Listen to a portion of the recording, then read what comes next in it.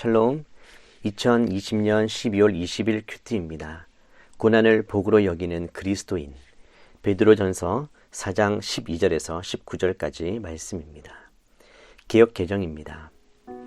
사랑하는 자들아, 너희를 연단하려고 오는 불시험을 이상한 일 당하는 것 같이 이상히 여기지 말고 오히려 너희가 그리스도의 고난에 참여하는 것으로 즐거워하라.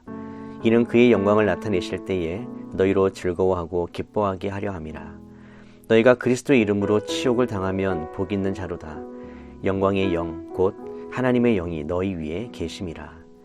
너희 중에 누구든지 살인이나 도둑질이나 악행이나 남의 일을 간섭하는 자로 고난을 받지 말려니와 만일 그리스도인으로 고난을 받으면 부끄러워하지 말고 도리어 그 이름으로 하나님께 영광을 돌리라.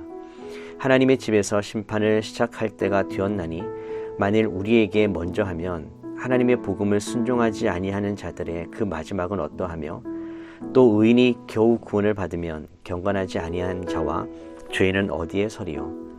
그러므로 하나님의 뜻대로 고난을 받는 자들은 또한 선을 행하는 가운데에 그 영혼을 미쁘신 창조주께 의탁할지어다. 우리말 성경입니다. 사랑하는 사람들이여, 여러분을 시험하려고 오는 불같은 시험이 있더라도 무슨 이상한 일이 여러분에게 일어나는 것처럼 여기지 말고 오히려 여러분이 그리스도의 고난에 참여하게 된 것을 기뻐하십시오. 이는 그분의 영광이 나타날 때 여러분이 크게 기뻐하고 즐거워하게 하려는 것입니다. 여러분이 그리스도의 이름으로 인해 모욕을 당하면 여러분은 복 있는 사람들입니다. 이는 영광의 영, 곧 하나님의 영이 여러분 위에 계시기 때문입니다. 여러분 가운데 누구라도 살인하는 사람이나 도둑이나 범죄하는 사람이나 다른 사람의 일에 참견하는 사람들 때문에 고난을 받지 않도록 하십시오. 그러나 여러분이 그리스도의 사람으로 고난을 받는다면 부끄러워하지 말고 도리어 그 이름으로 하나님께 영광을 돌리십시오. 이는 하나님의 집에서 심판을 시작할 때가 됐기 때문입니다. 만일 심판이 우리에게서 시작된다면 하나님의 복음에 순종하지 않는 사람들의 결국이 어떠하겠습니까? 또 의인이 겨우 구원을 받는다면 경건하지 못한 사람과 죄인은 어떻게 되겠습니까? 그러므로 하나님의 뜻을 따라 고난을 받는 사람들은 계속 선한 일을 행하는 가운데 자기의 영혼을 신실하신 창조주께 맡기십시오. 친구 여러분, 사는 것이 참으로 힘들더라도 하나님께서 일하시지 않는다고 속단하지 마십시오. 오히려 그리스도가 겪으신 고난의 한가운데에 여러분이 있게 된 것을 기쁘게 여기십시오.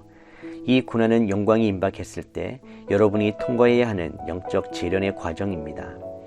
여러분이 그리스도 때문에 모욕을 받으면 스스로 복되다고 여기십시오. 여러분 안에 계신 하나님의 영과 그분의 영광이 여러분을 사람들의 눈에 띄게 하신 것입니다. 법을 어기거나 평화를 어지럽혀서 사람들이 여러분을 욕하는 것이라면 그것은 전혀 다른 문제입니다.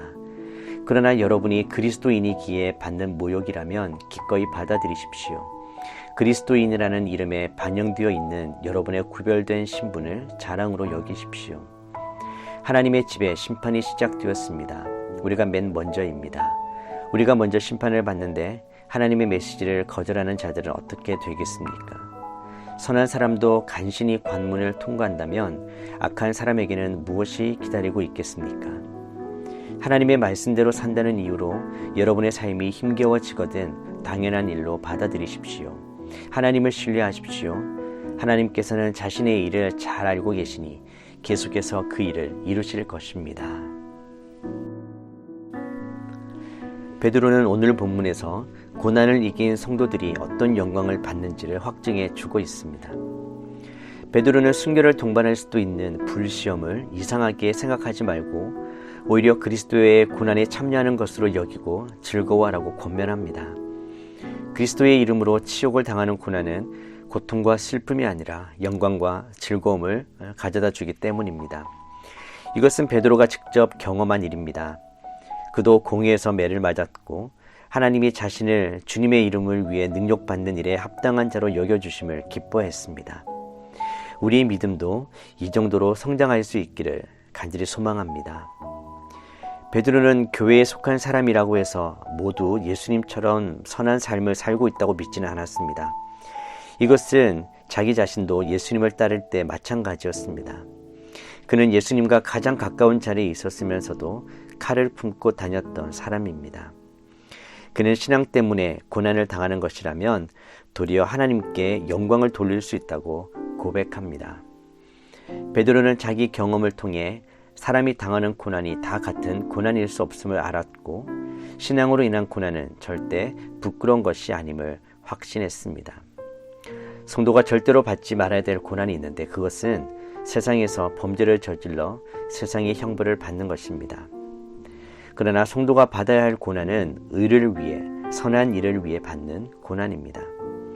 이것은 예수 그리스도께서 하나님의 뜻을 이루기 위해 십자가의 고난을 지신 것과 같은 것입니다. 베드로는 잠언을 약간 변형해서 만약 의인이 겨우 구원을 받는다면 불경건한 자와 죄인은 어디에 서겠냐고 반문합니다. 하나님이 죄인들을 위한 자리도 마련하시는데 의인들의 구원을 불확실하게 하실 리가 없다는 것입니다. 그러므로 세상에서 고난을 받는 성도들은 하나님께서 그 영혼을 영원한 나라로 인도하실 것을 의심할 필요가 없습니다. 그렇기 때문에 선을 행하여 하나님의 뜻을 따르고 하나님을 의뢰해야 합니다.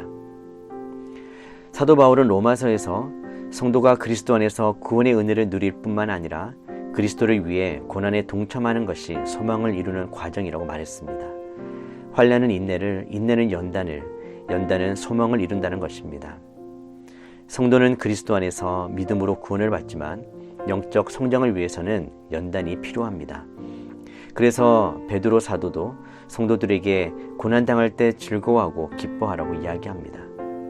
예수님께서도 의를 위해 박해를 받는 자는 천국이 그들의 것이 되는 복이 있다고 말씀하셨습니다. 성도는 우리를 위해 십자가에 달리신 그리스도의 남은 고난을 자신의 육체에 채운다는 심정으로 주님과 교회를 위해 기꺼이 희생하며 고난을 감수하며 살아갈 수 있습니다.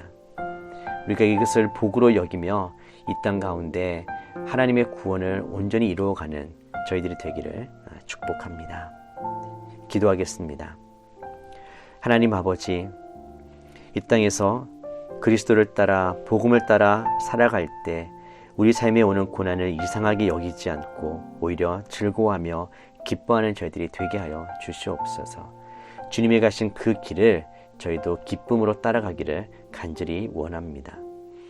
하나님께서 주신 이 모든 시간들을 통해 인내를, 그 인내가 우리를 연단시켜 영원한 소망을 이루는 것을 알기에 오늘도 인내로 이 과정을, 이 모든 삶의 자리를 묵묵히 지켜내며 주님의 그 길을 따라가기를 간절히 소망합니다.